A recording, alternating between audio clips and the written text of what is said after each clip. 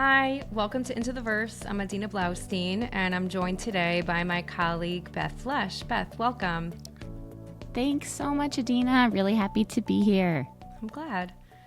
The last few parshiot have really given so much space to discuss Avraham. So many great stories about his family and his struggles. And the upcoming parshiot give tons of space to describe Yaakov and his journeys and his family and his children as well. But Yitzchak gets the short shrift. Yes, if you're talking about, well, what about our patriarch Yitzchak? It's pretty much Parshat Toldot, which is what? Just blink and it's gone. Yeah. Sneeze and it's gone. Yeah, exactly. And it's not that Parshat Toldot isn't a good story. Don't get me wrong. It's like a gripping story. Oh, it's a great story. Yeah. Except it's just not about Yitzchak, right? The great stories in Parshat Toldot are about Yaakov and Esav. Right. Yitzchak is the aging father who gets deceived. He's definitely not the protagonist. But there's one story in Toldot where he does seem to be the protagonist, and that's where he's in Gerar, in the land of the Philistines, digging those wells. But when we talk about what it means to be a patriarch, think about the stories of Avraham and his heroism and his struggles, and think about Yaakov as well, and the challenges that he overcomes in his life. And then I'm looking at Yitzchak and the story of the wells, and that's all I kind of have to go on. And I'm kind of left with the question of, why is he a patriarch exactly? What is his heroism? What what makes Yitzchak so great? I think that's a very fair point. But both what makes him so great and also can I get a sense of his character? Can I get a handle on who he is? So to answer that, I'd like to do what we always do, which is look at the text. We're going to Google it. Oh, right. That other thing that we always do. Yeah. Okay, we're going to look at the text. Yeah. So I started by opening up the first few verses of Parshat Toldot, and come with me to the beginning of Parshat Toldot in Genesis 25, verse 19. Ela Toldot Yitzchak ben Avram. This is the story, the generations of Yitzchak, son of Avraham. Avram holidet Yitzchak. Avram had given birth to Yitzchak. Vahi Yitzchak ben 40 shana bekachto et Rivka bat Betuel ha'arami. Yitzchak was 40 years old when he married Rivka, the son of Betuel the Arami, mi Padan Aram. Mazal tov. Achot Lavan Arami lo liisha. Okay, so we're told that Yitzchak is 40 years old when he gets married to Rivka, and we're reminded of Rivka's lineage. Nothing terribly earth-shattering here. And then you read one more pasuk, and you see that Yitzchak and Rivka deal with an incredible challenge, not unlike the one that Yitzchak's own father dealt with, and also not unlike what Yaakov and Rachel will deal with in the next generation. Pasuk Chaf Aleph, verse 21. Vayetar Yitzchak l'Hashem lenochach ishto. Yitzchak prays to God on behalf of his wife, Ki akara. Because she is dealing with infertility, she is an akara. Vayeter lo Hashem, and God responds to that prayer. Vataha Rivka ishto, and Rivka conceives and becomes pregnant. And the subsequent story is the story where Yitzchak seems to be almost an afterthought, the birth and the growth of the twins, Yaakov and Esav. So here's what I noticed. I looked at this word, Vayetar Yitzchak. Yitzchak prays to God. And this verse seems to be hitting that word pretty hard because... Yeah, because it shows up twice in the verse in slightly different forms. It's kind of cool. That was catching my eye just now as you were reading it. So that word seemed interesting to me. It seemed like the repetition was highlighting, look at this more. Not just the repetition, but it's a very unusual word. Yes, I was expecting like Vayit Palel, which is a word that appears lots of times. That's the generic word for he prayed. I did a concordance search, and there were lots of entries. It appears a bunch of times in Shemot, but there was one entry that had the exact same formulation of Vayetar that just caught my eye, and that was in the book of Judges, Sefer Shoftim. What surprised me, or what just intrigued me about that entry in the book of Judges, is it was in Judges chapter 13, which is the story of Shimshon, that hero who is possessed with lots of strength and who does one incredibly heroic feat after another. And I remembered something else about the Shimshon story that made me think I needed to look at it more. So I want to see if you're going to see what I saw and to validate me that I'm not crazy. Pull up Judges chapter 13, why don't you? And let's take a look at the story of Shimshon's birth. So, Adina, I know that the story of Shimshon, it's not in the Chumash, it's not in the 5 books of Torah, it's not one of the stories that we read every year. People don't know it as well. Can you just give us some context about what's going on here? Sure. So the broader context of the book of Judges, the book of Sefer Shoftim, is after Yehoshua has led the people to the land of Israel, he's portioned out every tribal piece of land.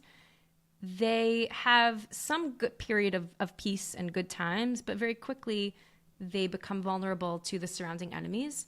And these tribes, all in their own nachalot, in their own portions of land, can't seem to band together. God sends enemies to attack them as punishment, and a leader arises, tries to create some cohesion amongst the tribes to band together. And unfortunately, it's like a repetitive cycle in the book. And Shimshon, Samson, is one of those individuals, a leader who God sends to help out the Israelites. And let's take a look at the story of his birth. So, Beth, why don't you read verse 1 of Judges chapter 13, the story of Shimshon. Okay. Vayosifu b'nei Yisrael la'asos hara be'inei Hashem. So the children of Israel continued to do that which was evil in the eyes of God. Vayitneim Hashem beyad Pelishtim arbaim shana. And God handed them over to the hands of the Pelishtim, left them at the mercy of the Pelishtim militarily for 40 years. Vayehi ish echad mitzara mi mishpachat hadani ushmo Manoach. So there was one man from Torah, a Danite family. His name was Manoach. Ve'ishto akara velo yalada. His wife was barren. There's that word again that we saw in the Yitzchak verse. Exactly. So I'm going to pause you here because here's what happened to me. I was looking through the concordance entries to try to understand that word vayatar used in the context of Yitzchak praying to God on behalf of Rivka. And then I saw that word appear in the Shimshon story. Akara, yeah. And I was like, wait a second, right? Shimshon's mother is an Akara and Rivka's an Akara. Maybe you're onto something. Yeah. By the way, did you notice something about the context of the Shimshon story in verse 1? Let me think. Arbaim Shana, 40 years. Yeah. What a bizarre detail that both stories have that context. Just so you know, Yitzchak was 40 years old when he married Rivka. Just so you know, the Plishtim have been harassing the Israelites for 40 years. So 40 years, the Akara, the fact that Vayatar, there's a man who's going to pray to God in both stories. And so I kept on reading these verses. Let's see what else we can find. So come with me to verse 3, the continuation. What do Shimshon's parents, what happens to them dealing with this situation of infertility? Vayera malach Hashem el ha'isha. A messenger or an angel of God appeared to the woman. Vayomer eleha, and he said to her, Hine na at akara, velo yaladet, veharit veyaladet ben. Behold, right now you are barren, and you haven't been able to bear a child. But you will become pregnant, and you will bear a child. So that prophecy that Shimshon's mother receives reminded me of the prophecy that Rivka receives in Toldot. In Toldot, Rivka, after she conceives, is experiencing something very difficult, a very difficult symptom. Unclear exactly what it is. In verse 22 in Toldot chapter 25, the children literally are like running around in her womb. She probably fears that she's going to miscarry. Why is this happening to me? And so she goes to seek counsel from the divine. Unclear. Does she have an angel intercede? Does she find a Navi? And she receives a prophecy. Vayomer Hashem la, God says to her, Shnei goyim bevitnech, there are 2 nations in your womb, and these 2 nations in your womb will be locked in a lifelong struggle. And obviously this foreshadows the many narratives that follow about Yaakov and Esav and the struggles between them, the rivalry between them. Now compare this to the prophecy that Shimshon's mother receives.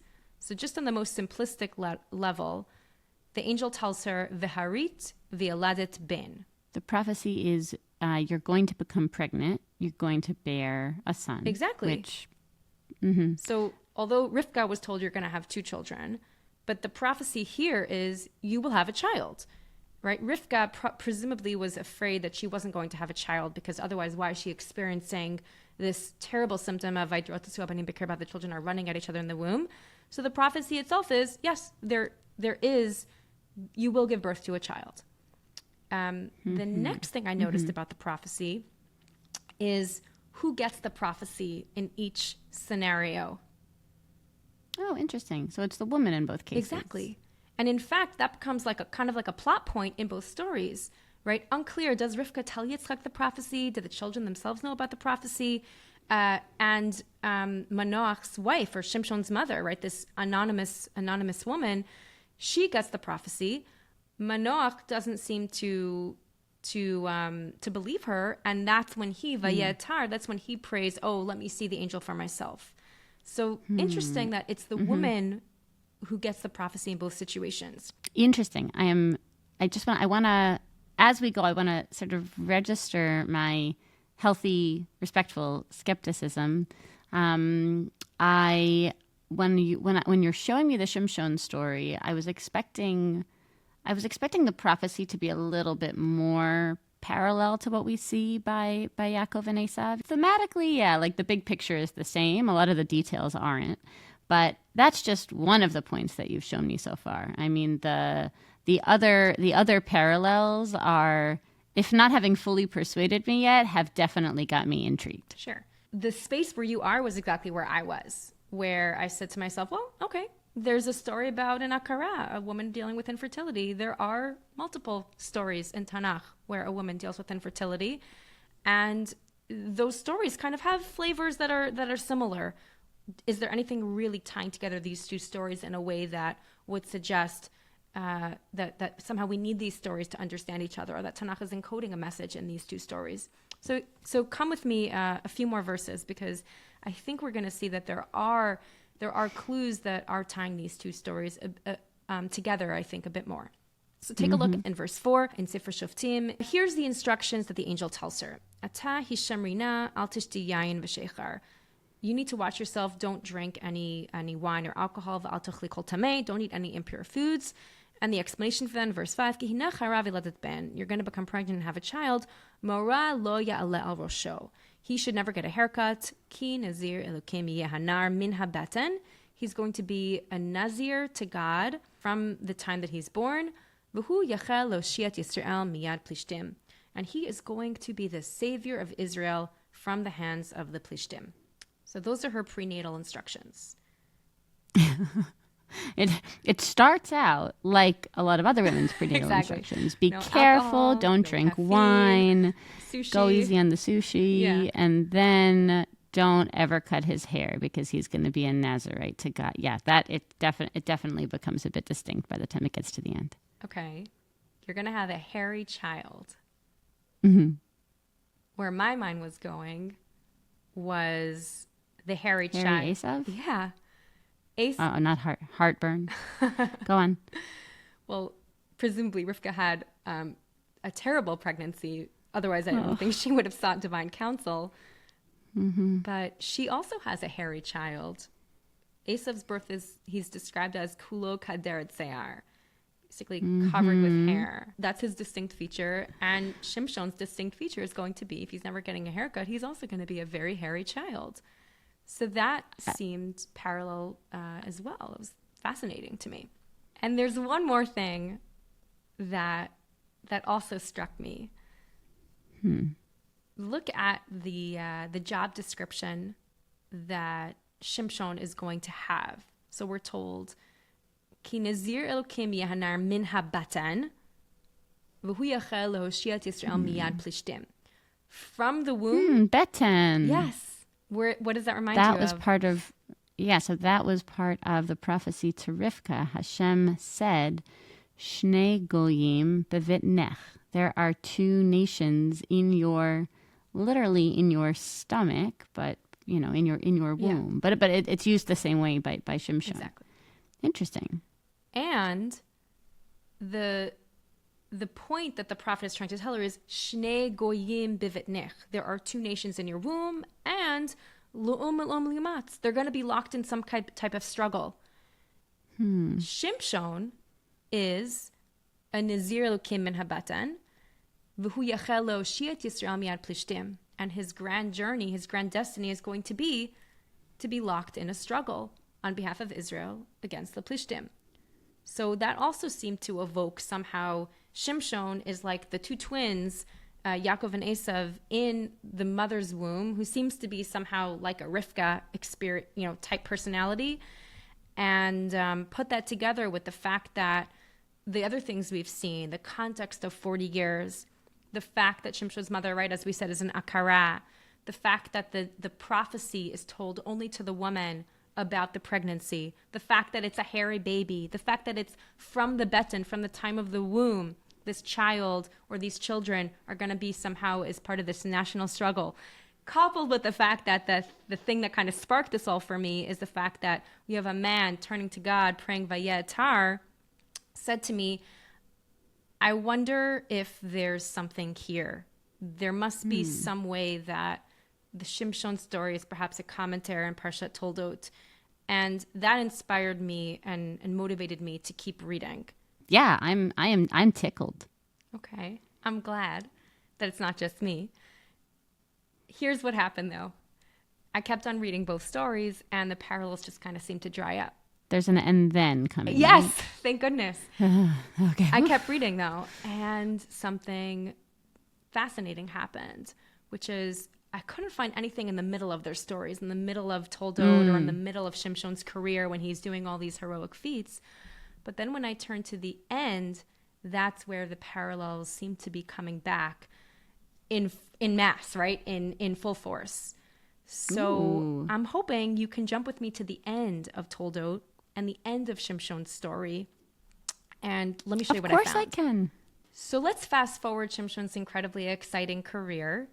After he grows up and his incredible strength reveals itself to him and to his parents and to all the Plishtim, he basically sets out to do what the angel seemed to have told his mom he was going to do. He starts killing lots of Plishtim. And ultimately, it is women who seem to be his weakness and the cause of his downfall. He gets married to a woman named Delilah. And the Plishtim basically use her and bribe her to get at Shimshon's secret. So Delilah pressures him, and finally he gives in. He tells her that his strength comes from the fact that he's a Nazir Elokim, this ascetic man of God. She lulls him to sleep, cuts his hair, calls the Plishtim over, they capture him, and he is in the hands of the Plishtim, no longer that incredible savior of Israel. So let's pick up reading this part of the story. Judges chapter 16, verse 21. Beth, why don't you start reading? Sure. Vayochazuhu Philistine, vayenakru es einav. The Philistine, they seized him, they gouged out his eyes. Vayoridu oso azasa, they brought him down to Aza. Vayasuruhu banhushtayim. They bound him up in some kind of bronze harness, handcuffs. So he's blinded and he's captured in the hands of the Plishtim. Here's what started occurring to me as I kept on reading. So verse 22, his hair starts growing back, and the Plishtim, I'll summarize the next few verses. The Plishtim basically are so excited that they have Shimshon now with his eyes gouged out as their slave, basically, as their grotesque pet, that they decide to make a party and celebrate the fact that they've finally captured Shimshon, who had been spending the last few chapters just basically killing Plishtim. And so they have this huge party, and verse 25, I think here's a good place to pick up. Vahikatov libam, so they get all drunk. Vayomru kru Shimshon visachik lanu. Hey, let's call Shimshon and have him, I guess, play for us. So Vaikru Shimshon mebeta asurim, and so they haul Shimshon out of jail. Veitzachek lifnehem, and he. Oh, you said What did you notice? I did. Did I say that out loud? Yeah. I said because you said vayetzachek, which looks an awful lot like and shares root letters with the name Yitzchak. Precisely. So they call Shimshon out of jail to vayisachek lanu, with a sin. He'll let him play for them. And then the same verse switches, and it says that Shimshon was vayitzachek lifnehem. He was their jester. And I just want to pause for a moment. This is a horrible image, right? But that is what he is doing for them. But he's blind. He's being mitzachek lifnehem. Oh, blind Yitzchak. Yeah. That's the end of Parshat Toldot in Genesis chapter 27. When Yitzchak is blind, and he's a blind Yitzchak. Okay, I was intrigued. We got to keep reading, okay? Because what happened next really just floored me. So they have Shimshon, who's their jester. Read verse 26. Okay. Vayomer Shimshon el hana'ar hamachazik beyado. So Shimshon said to the lad, the young boy whose job it was to be pulling him around, Hanicha osi v'hamisheni. Leave me alone and let me touch es ha'amudim, the pillars, asher habayis nachon alehem, that serve as the foundation for this building, ve'esha'en alehem. And I'm going to lean upon them. So, yeah, that's really interesting. This language of let me touch them is what we find back in the Toldot story. There's some touching there as well. That's exactly what I noticed. When Yaakov is dressed up as Esav, he approaches Yitzchak, and Yitzchak obviously suspects that something is up. And so he says to Yaakov, Geshana va'amushcha b'ni, come closer so I can feel you. Taza b'ni Esav imlo? Is this really my son Esav or not? And then verse 22, Vayigash Yaakov v'Yitzchak aviv. Yaakov approaches a bit closer to his father. Vayimi shehu. And Yitzchak kind of felt, is this really who I know my son is? Because he's blind. And Shimshon is blind. So we've got a blind man who is mitzachek. Shimshon is vaitzachek in front of the plishtim, who asks, let me hamisheni. I would like to feel these pillars. That seemed to be a tug between these two stories, basically telling you, like, read these two stories side by side. These stories will teach you about each other. Shimshon somehow is a Yitzchak, and Yitzchak somehow is meant to be read with Shimshon's story in mind. So what does that mean? What does it mean to say that Shimshon has some Yitzchak-esque qualities and Yitzchak has some Shimshon-esque qualities? Like, what in the world does that mean? Yeah, that is really, really provocative. And my mind is already racing in a lot of different directions with different just potential speculations. Hey, this is Ari, host of Into the Verse. If you've been enjoying this podcast, well, it's just the tip of the iceberg of what Aleph Beta has to offer. I could tell you about all the amazing content you can access with a premium subscription. But hey, why listen to me? I work for Aleph Beta. Instead, listen to the thousands of subscribers who continue to visit our website every week, who continue to pour over the 600 plus hours of content we have available. See for yourself what the hype's all about. Head on over to alephbeta.org and subscribe. As a special gift for Into the Verse listeners, we'll give you the first month free when you sign up for an annual subscription with the coupon code ITVFREE. That's ITVFREE. So we've seen so far that the beginning of Shimshon's story and the beginning of Parshat Toldot line up. Somehow Shimshon's birth, the mother being an akara, the praying to God with that language of vayetar, the prophecy of the child in your beta and the child in your womb, somehow that's connected to the beginning of Parshat Toldot, to the beginning of the birth of Yaakov and Esav. And then we saw how the end, Shimshon seems to be this blind Yitzchak, begging to feel the walls. Hamishene to amudim, let me feel the walls. So then what seemed to be only natural was to go back to that part that had been few of details and parallels before and read them again with this new light and new eyes, trying to see if, now that I know the end of the story seems suggestive of a Shimshon Yitzchak parallel, what can I learn from the middle? And that's what I'd like to do, which is consider the stuff that we skipped over, the Shimshon story details that we skipped over, but also the well story, the stuff in the middle of the Yitzchak narrative. Exactly. So let's go back to the middle of Shimshon's story and read it a bit more closely. And after doing so, we'll compare and contrast to Yitzchak's story in Toldot. So Shimshon's career as a professional hero of Israel, right, read a great job description, begins in Judges chapter 14. He basically asks his parents. He met this girl from the Plishtim and he'd like to marry her. Parents are very understandably a bit surprised. Like, don't you want to marry a nice Jewish girl? They don't realize that this is all part of Shimshon's plan to have a pretext for beginning to attack the Plishtim. So he does marry this woman from the Plishtim. Shortly after, he seems to abandon her. And then he comes back a bit later to try to resume their relationship. But when he shows up, his father-in-law basically turns to him and says, and this is in Judges chapter 15, verse 2, Amor amarti kisano sineti. I thought you hated her, since you abandoned her after all. Vetnana the mereacha, and so I gave her to one of your friends. Halo achota ktana tova mimena, but she has a much prettier younger sister. Tehina lecha tachteha. Why don't you marry her instead? And Shimshon's reaction to his father-in-law basically saying, swap your wife out for her sister, is to say, Niketi hapami plishtim, kiose ani imam ra'a. The Plishtim can have no claim on me. Literally, I'm clean for any harm I shall do to them. And so Shimshon then uses this reaction of his father-in-law and basically giving his wife to somebody else to set fire to the Plishti storehouses of grain and their vineyards and their olive trees. And what follows is basically a chain where Shimshon creates a pretext and uses it as an opportunity to get revenge, destroy Plishti property, kill Plishtim. So Shimshon now has a bit of a reputation. And after all of this, he travels near the Judeans, and they're not exactly too happy that he's in their midst.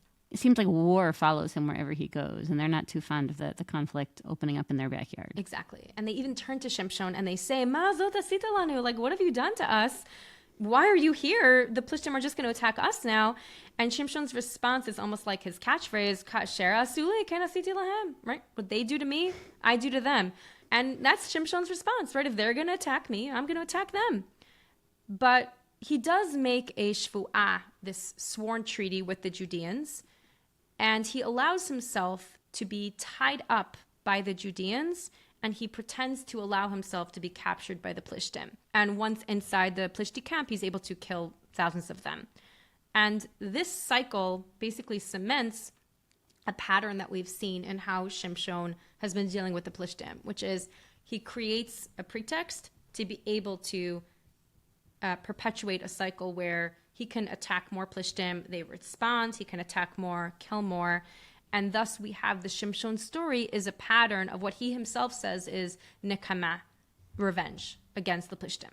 And we're gonna see how somehow that parts of what you just said are mirrored in the Yitzchak story, in the part of Toldos that we skipped over. I'm on the edge of my seat. So once I took a look at this story and then reread Genesis chapter 26, that story of the wells, that story where we're desperately looking for, this is the story about Yitzchak, our forefather, our patriarch.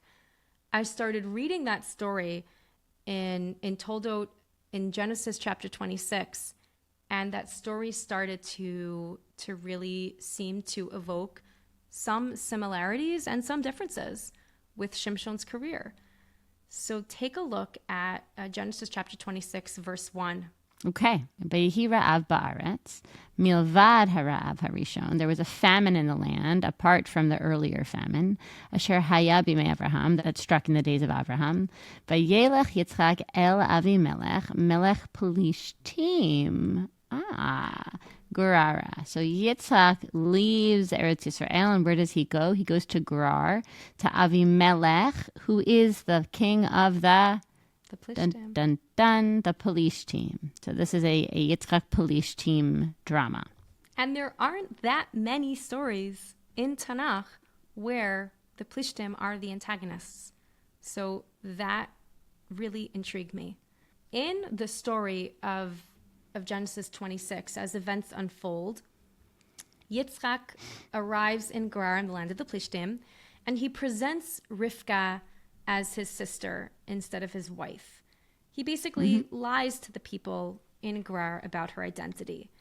But once he is mitzachek with Rivka, basically a public display of affection, and Avimelech, the king, notices this, Avimelech turns to Yitzchak in verse 10. And he says this accusation or this... An expression of anger and woundedness. I think so, yeah. So why don't you read what he says?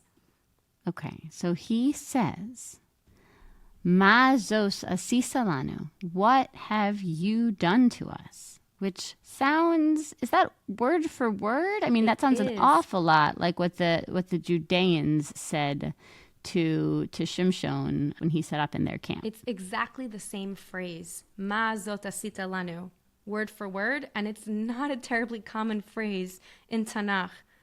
It appears 3 or 4 times, and 2 of these are here. And once I noticed that phrase, I noticed something else, which is how the conflict between these 2 parties begins in each story. In Shimshon's story, it's this marriage with this woman from the Plishtim that is his pretext for beginning the cycle of Nekama, the cycle of revenge against the Plishtim. He marries that woman, abandons her, comes back to find that her father, right, his father-in-law, has married her off to one of his Miriam, one of his friends, and basically says, take her sister instead. And he's like, what do you mean? Now I have a chance where I can attack the Plishtim and no one can accuse me of being unfair because I'm the wounded party. So the father-in-law suggesting, hey, swap out your wife for her sister is what starts it off. Which is not so... Okay, I mean, so yeah, there's something there. Yitzchak, when he goes down to Gerar, he swaps out his wife for his sister, so to speak. He says, don't play the role of my wife, play the role of my sister. Yeah, he swaps out his wife for his sister. And it started occurring to me that it serves kind of the same narrative function in each. Just like the antagonism began between Shimshon and the Plishtim when he faces this scenario where he's told, just swap out your wife for the sister. The antagonism between Yitzchak and the Plishtim also probably began when he shows up and says, this is my sister, and it's discovered that she is in fact his wife. I mean, the Plishtim presumably felt very betrayed, wounded, annoyed that Yitzchak would try to pull that on them and be so and lie to them basically about what's going on. Yeah. And that seems to plant a seed of tension, I think, of kin'ah, of jealousy, so similar to nekama, to revenge. And so look at what happens in verse 12 in Genesis 26. He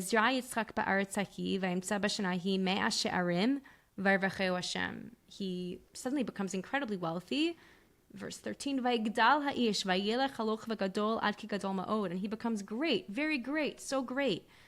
And the reaction from the Plishtim is a sense of jealousy, and this jealousy is expressed in verse 14. So why don't you read that verse for us? So he had acquired a lot of sheep, a lot of cattle, va'avuda rabba, and an extensive staff. Vaikan uoso Pelishtim, and the Pelishtim were jealous of him. Yeah, and then the expression of that jealousy is action that verse 15 describes.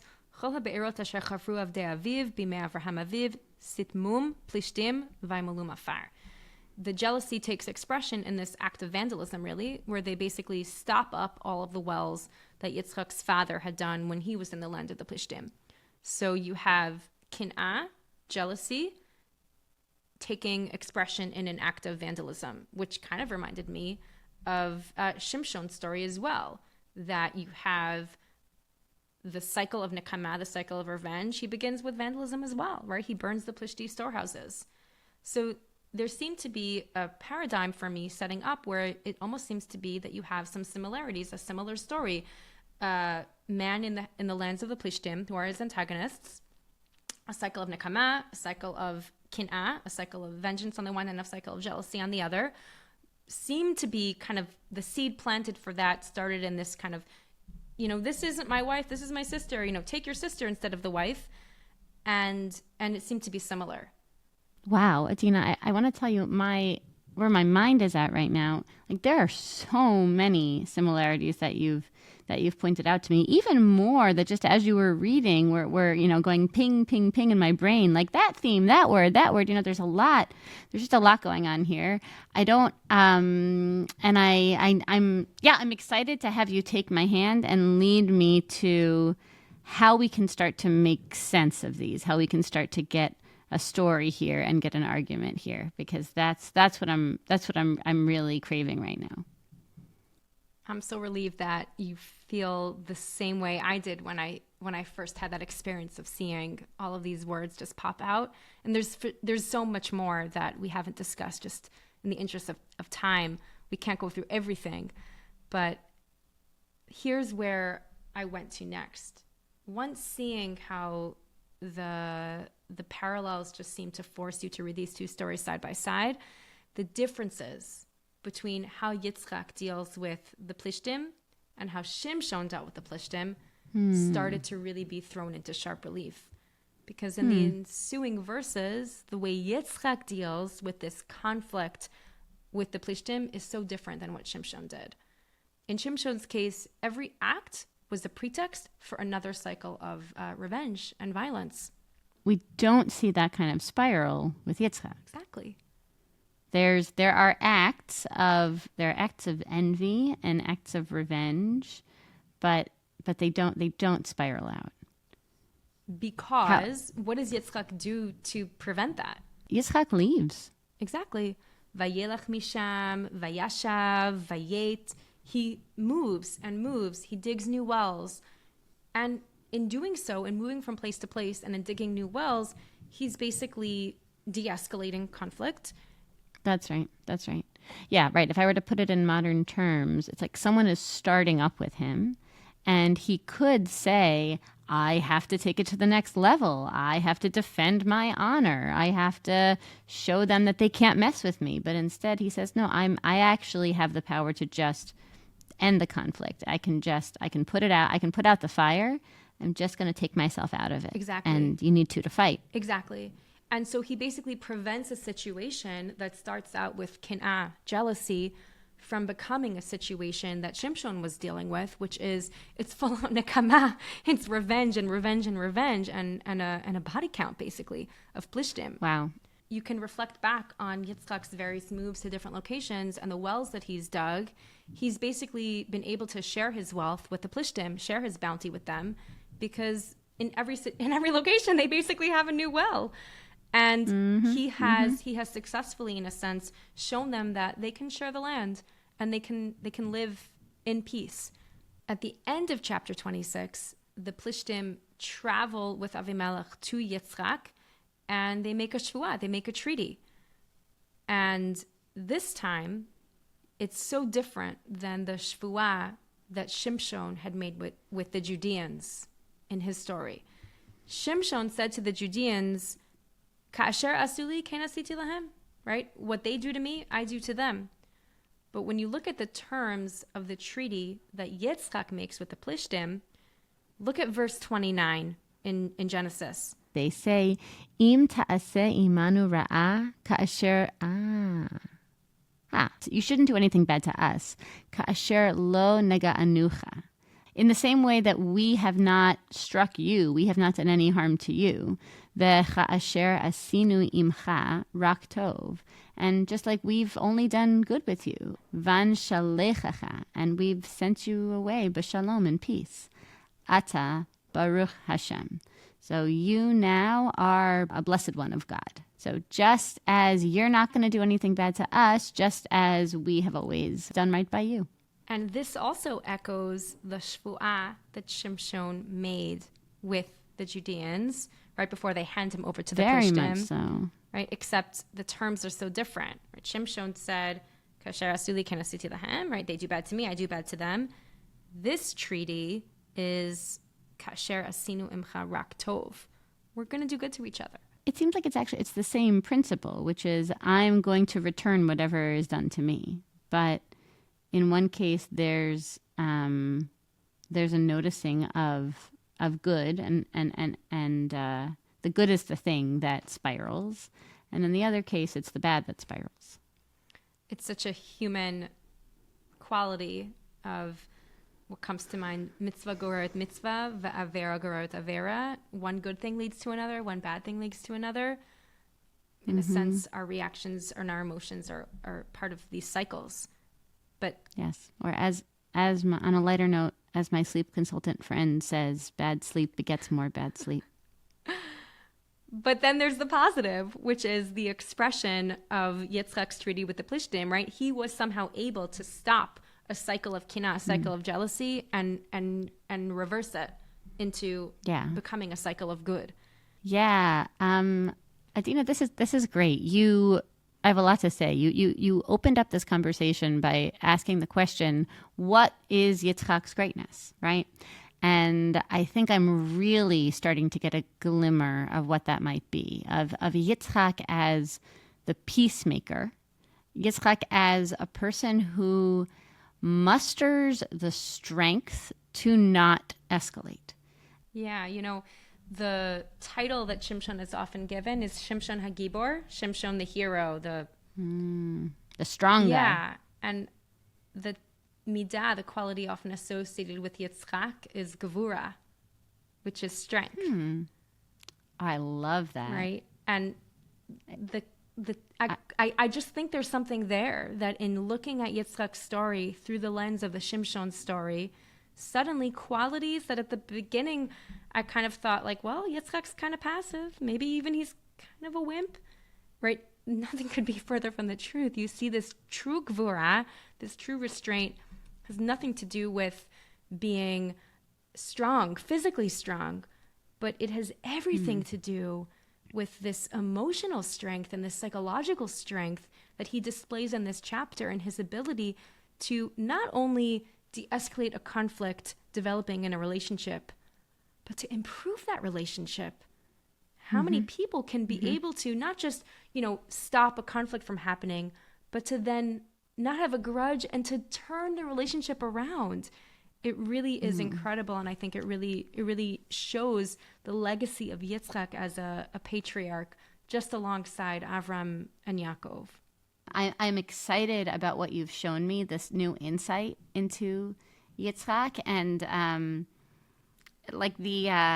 it's funny that the scholar in me is just as excited nerding out about all of these myriad parallels, intertextual parallels that you found, as the mother and wife and human in me is excited by the kind of human interest implications of what these stories are telling us. So thank you for pleasing both parts of me.